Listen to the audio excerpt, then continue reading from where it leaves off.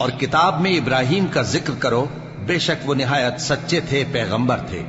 جب انہوں نے اپنے باپ سے کہا کہ ابا، آپ ایسی چیزوں کو کیوں پوچھتے ہیں جو نہ سنیں اور نہ دیکھیں اور نہ آپ کے کچھ کام آ سکیں؟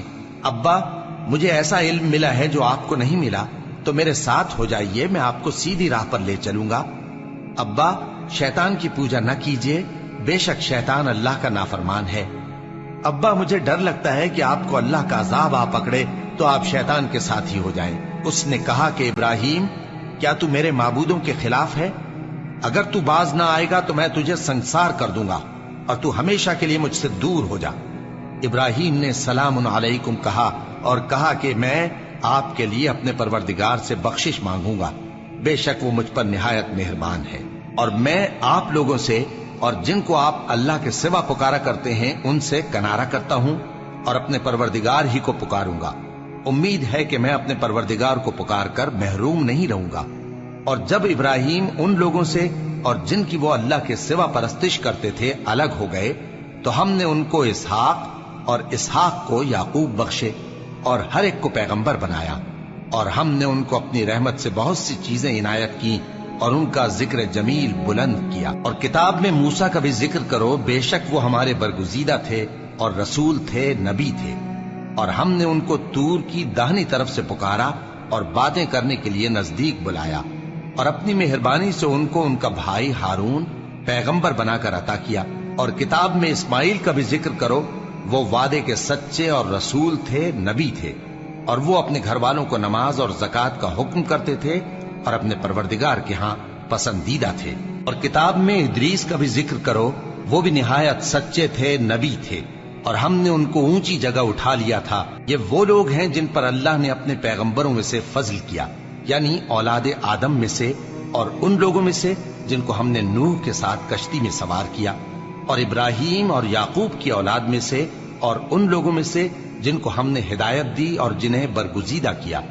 جب ان کے سامنے ہماری آیتیں پڑھی جاتی تھیں تو سجدے میں گر پڑتے اور روتے رہتے تھے۔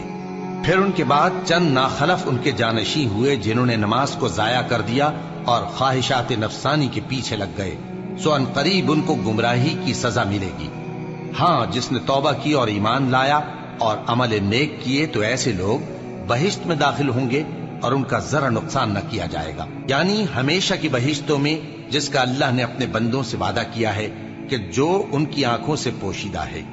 بے شک اس کا وعدہ نیکوکاروں کے سامنے آنے والا ہے، وہ اس میں سلام کے سوا کوئی بیہودہ کلام نہ سنیں گے، اور ان کو صبح و شام کھانا ملے گا۔ یہی وہ جنت ہے جس کا ہم اپنے بندوں میں سے ایسے شخص کو مالک بنائیں گے جو پرہیزگار ہوگا۔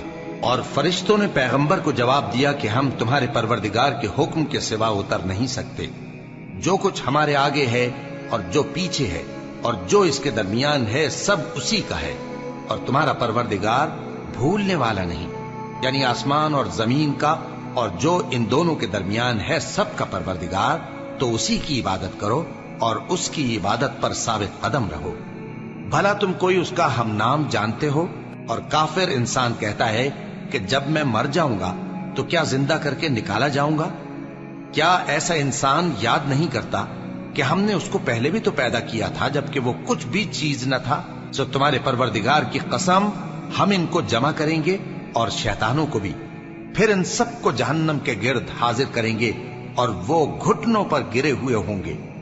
پھر ہر گروہ میں سے ہم ایسے لوگوں کو کھینچ نکالیں گے جو رحمان کے مقابلے میں سخت سرکشی کرتے تھے، پھر ہم ان لوگوں سے خوب واقف ہیں جو اس میں داخل ہونے کے زیادہ لائق ہیں، اور تم میں سے کوئی شخص نہیں مگر اسے اس پر گزرنا ہوگا، یہ تمہارے پروردگار پر لازم ہے، مقرر ہے۔